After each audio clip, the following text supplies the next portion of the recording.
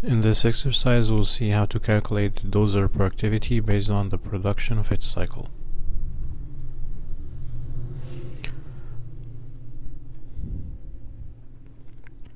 We are given the blade width, its height, the dosing length, the pushing speed, the service grade G percentage, the dozer weight W uppercase, and the rolling resistance rate triple R.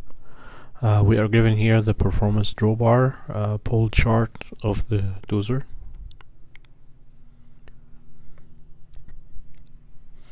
We need to calculate the dozer production, knowing that it will be effective 50 minutes per hour. The dozer cycle production equals its blade load that's pushed during its cycle time. The cycle time includes the push, return, and maneuvering. As we covered in the lesson, maneuvering can be estimated to be 0.05 minutes. As the push speed is already given to us, we can use it with the distance to calculate the push time. The return time is dependent on the return speed, which we need to get from the dozer performance chart. Before we can use the chart, we need to calculate the total resistance in force units. The rolling resistance force is the outcome of multiplying the rolling resistance rate, RRR, and the dozer weight in tons.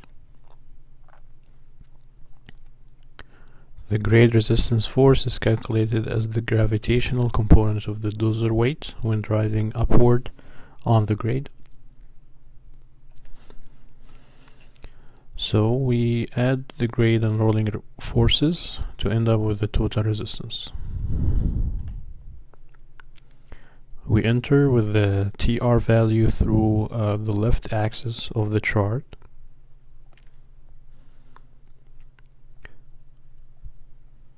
We see we intersect with all gear curves, but it makes sense to go with the third gear to operate the dozer at the highest possible speed of 4.6 miles per hour.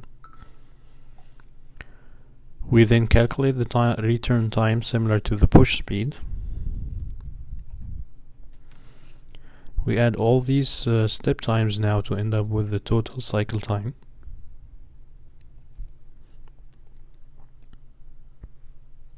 Checking again our production formula, we got the cycle time, and the next step is to calculate the blade load.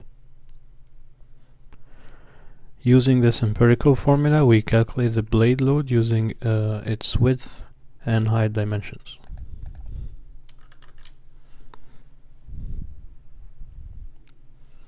Using the blade load and cycle time, we calculate the ideal production rate of 356.4 loose cubic yards per hour.